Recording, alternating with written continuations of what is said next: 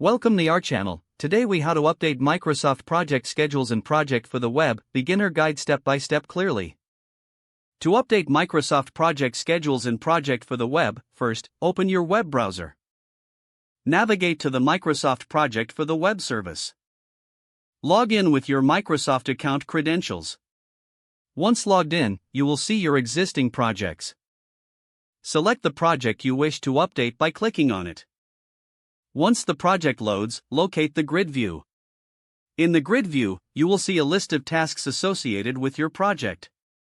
To update a task, click on the cell corresponding to that task.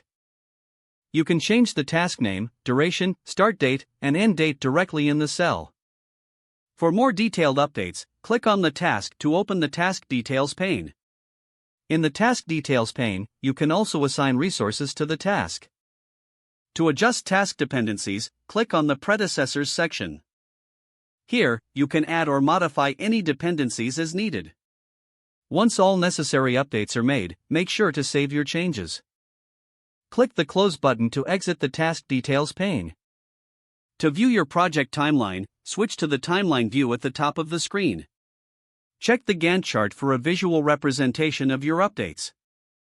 If you need to update multiple tasks, repeat the previous steps as necessary.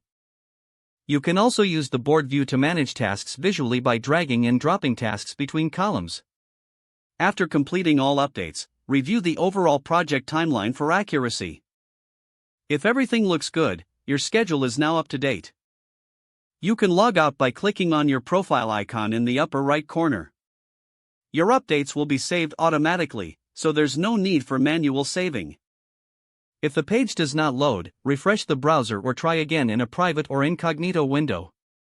Make sure you are using the correct email address, then retype it carefully to avoid small typos. If your password is not accepted, use the reset option and create a new strong password you can remember.